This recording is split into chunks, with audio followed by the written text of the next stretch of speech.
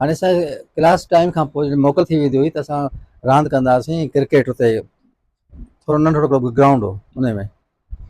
हाणे छा थियो जो असां जीअं गेट ते आयासीं क्रिकेट मतिलबु अधु कलाक खां पोइ, अधु कलाक खां पोइ आयासीं त गेट ते असां सां गॾु पढ़ंदी हुई परवीन नाले सां छोकिरी।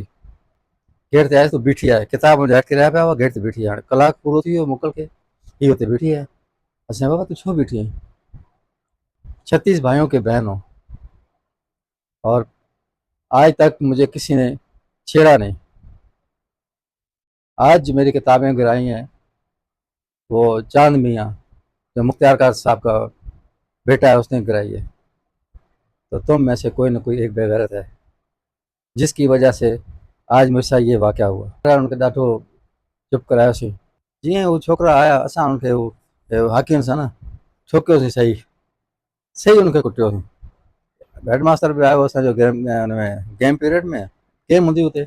असां हेडमास्टर खे ॿुधायोसीं, साईं। उन चयो ठीकु आहे। उन रेस्टिकेट ऑर्डर, रेस्टिकेट उन टाइम ते एतिरो पावर हो हेडमास्टर खे त 3 सालनि लाइ रेस्टिकेट करे सघंदो हो। उन ॿिन्ही छोकिरनि खे रेस्टिकेट कयो, चई हिन लेटर हुनखे रिसीव करायो। असां हुनखे लेटर ॾिनोसीं।